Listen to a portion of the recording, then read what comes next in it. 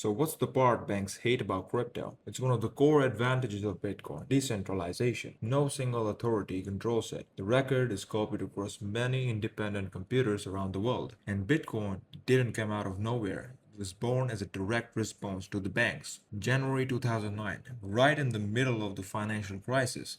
The very first Bitcoin block ever mined had a message permanently embedded in it. A newspaper headline from that day about the government preparing yet another bank bailout. The creator carved the reason for Bitcoin's existence into the blockchain itself. Banks gambled, banks failed, and regular people paid for it. Bitcoin was designed so that could never be forced on you again. Now remember that this wasn't built as a get-rich scheme. It was built as an exit.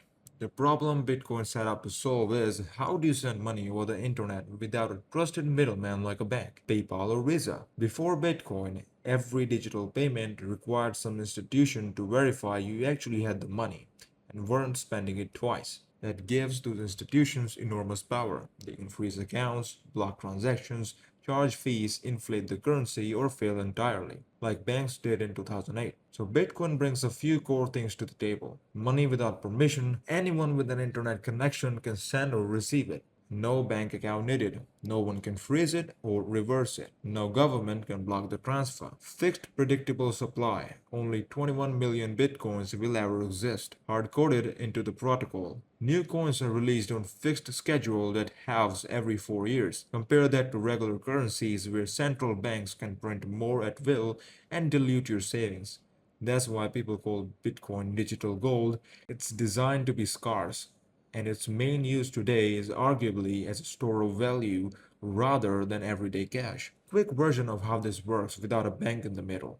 Instead of one company keeping the ledger, tens of thousands of computers around the world each keep a full copy. Every transaction gets checked against every copy. To cheat the system, to spend money you don't have or rewrite history, you wouldn't need to hack one bank. You need to overpower more than half of a global network at the same time, which gets more expensive and more impossible the bigger the network grows. Nobody has ever done it.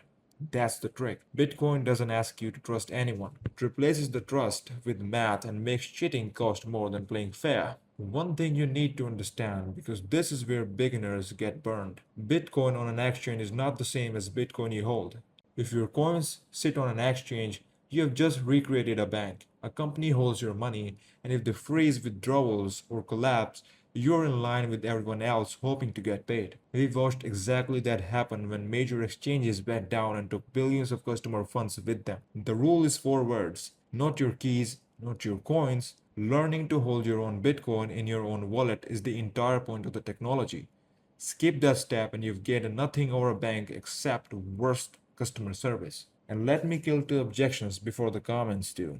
Bitcoin is backed by nothing. Okay, what backs your currency? Not gold. Not since decades ago. It's backed by a trust in a government that can print more of it whenever it's convenient. Bitcoin is backed by math, energy, and supply that no one, not even its creator, can change. You can debate which is better, but backed by nothing applies to both or neither. It's too volatile.